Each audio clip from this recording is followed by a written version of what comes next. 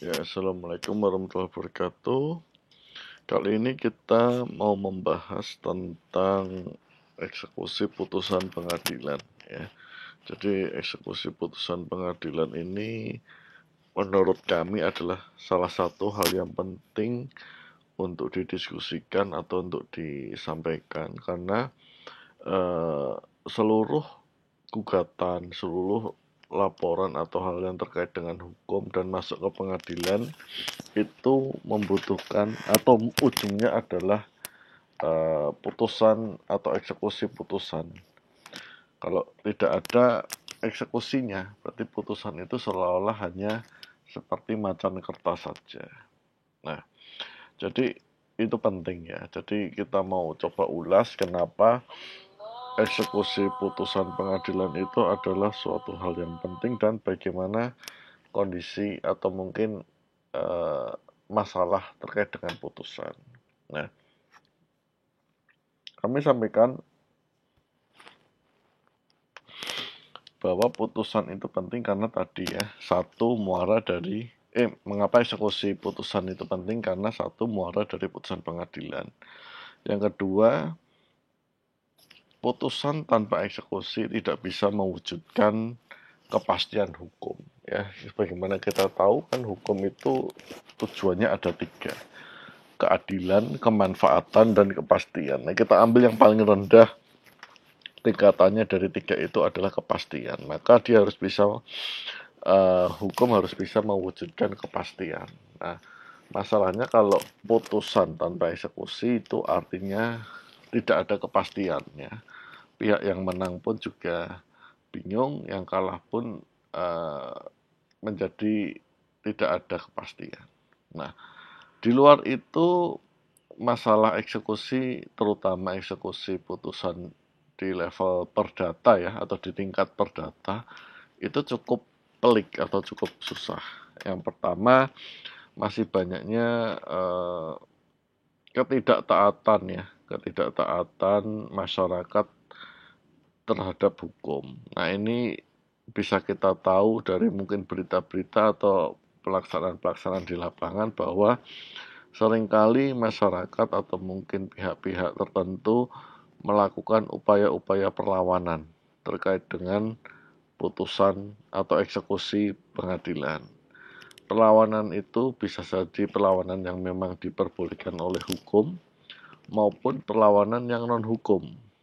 Nah, dan berdasarkan informasi yang kami dapat dari majalah Mahkamah Agung ya, pengadilan tidak memiliki kuasa pengamanan. Artinya untuk mendapatkan kuasa pengamanan itu harus berkoordinasi dengan pihak kepolisian. Dan saat ini pun hal tersebut membutuhkan biaya dan tenaga. Karena biasanya masalah pengamanan akan diserahkan kepada pihak pemohon eksekusi. Nah, itu juga yang menjadi salah satu faktor kenapa eksekusi putusan pengadilan itu memiliki kendala yang cukup. Nah, yang kedua, antar aparat juga belum kompak. Nah, ini maksudnya apa? Jadi antar aparat itu contoh yang disampaikan di majalah di Mahkamah Agung itu adalah terkait dengan contohnya adalah panggilan atau relas ya. Nah, menurut hukum acara itu kan tergugat harus dipanggil secara patut ya. Jika alamat tergugat tidak jelas, maka panggilan bisa disampaikan kepada kepala desa atau pejabat yang setara dengan kepala desa. Kemudian baru kepala desa tersebut menyampaikan kepada penduduk yang bersangkutan atau yang dipanggil. Nah, namun pada prakteknya banyak sekali atau mungkin ditemukan nah ya, kepala desa yang tidak patuh dengan pengadilan.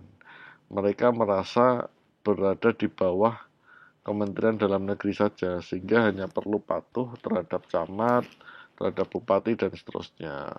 Padahal seharusnya tidak seperti itu. Artinya harus melihat pada hukum negara. Nah, itu salah satu contoh problem atau kendala yang muncul di masalah eksekusi.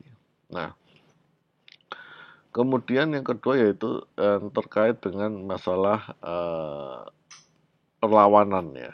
Nah, perlawanan ini adalah perlawanan hukum maupun perlawanan non hukum ya. Nah, kalau perlawanan hukum contoh ketika ada putusan kasasi itu kan, itu pertanyaannya apakah memang bisa langsung secara serta-merta dilakukan eksekusi karena sifat kasasi yang tidak menunda putusan meskipun pihak lawannya mengajukan permohonan PK. Nah, memang secara teoritis hal tersebut betul ya, artinya kasasi tidak menunda eksekusi. Namun di dalam prakteknya tidak bisa serta-merta seperti itu. Harus dilihat dulu kondisinya. Kenapa? Karena bisa jadi ketika pengajuan PK dan ternyata permohonan PK-nya itu disetujui atau dikabulkan, itu bisa mengubah putusan kasasi ya, artinya kondisinya bisa berbalik. Nah, bagaimana jika contohnya nih ya, kejadian PK permohonan PK dikabulkan, ternyata ada bangunan yang disengketakan sudah dieksekusi atau dirobohkan. Nah, kemudian bagaimana mengembalikannya? Nah, itu adalah salah satu contoh kompleksitas terkait dengan pelaksanaan eksekusi. Nah, memang harus bijak dan cermat dalam melihat permasalahan ini. Nah, belum lagi mengenai hal-hal yang lain ya. Kalau ini kami ambil contoh di pendapat terkait dengan pendapat dari Dr. Heni Trimira Handayani mengenai sulitnya eksekusi perkara PHI. Nah, terutama ketika masa pandemi COVID yang lalu ya. Nah, ketika eksekusi itu sangat sulit diakibatkan memang kondisi ekonomi perusahaan itu memang lagi berat. Nah, eksekusi PHI bagi pegawai-pegawai yang mungkin di PHK karena satu dan lain hal itu akan menjadi susah ketika si pihak perusahaan tidak mau membayar pesangon katakanlah. Biasanya kan dilakukan penyitaan lah ya atau sita. Cuman apa yang mau disita? Jadi kan pertanyaan seperti itu. Karena sita pun harus jelas objek sitanya. Contoh rekening gitu mau disita. Bisa jadi rekeningnya itu ternyata sudah dikosongkan saldonya. Atau ke benda bergerak gitu, mobil gitu. Bisa jadi jika tidak jelas katakanlah mobil ini lokasinya sudah di mana atau mungkin bahkan mobilnya bisa jadi sudah disita polisi atau pihak berwajib dalam perkara pidana sehingga tidak bisa diletakkan cita atau hal yang lain. Nah, hal seperti itu menimbulkan kendala dalam pelaksanaan eksekusi. Nah, memang eksekusi di pengadilan terutama perdata ini memang harus terdapat suatu panduan yang lebih detail, lebih baru, artinya yang bisa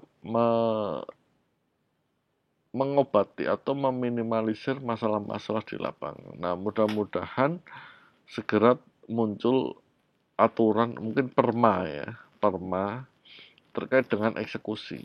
Sehingga ini menjadi hal yang baik untuk pelaksanaan putusan pengadilan terutama yang terkait dengan perdata ya.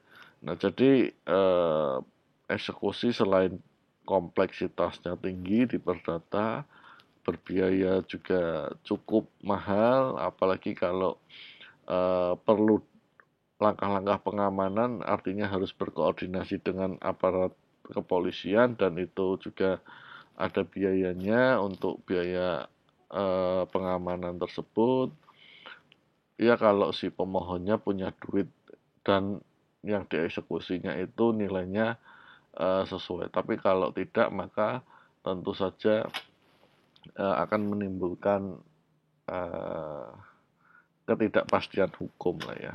Terutama bagi para pemohon-pemohon yang memang nilai eksekusinya hanya tidak terlalu besar, ya, atau dalam keadaan kondisi ekonomi tidak bisa meminta bantuan kepada anggota pengamanan. Nah, itu hal-hal yang mungkin menjadi perhatian atau yang perlu kita diskusikan bersama. Nah, ini semua sumber kami ambil dari majalah Mahkamah Agung ya, tentang urgensi perma eksekutif. Anda bisa download ya di website Mahkamah Agung. Ini cukup bagus, ada mengulas berbagai macam problematika eksekusi di lapangan, kemudian juga hal-hal terkait eksekusi. Mudah-mudahan bisa mencerahkan juga. Itu saja yang kita mau sampaikan. Terima kasih sudah menonton. Assalamualaikum warahmatullahi wabarakatuh.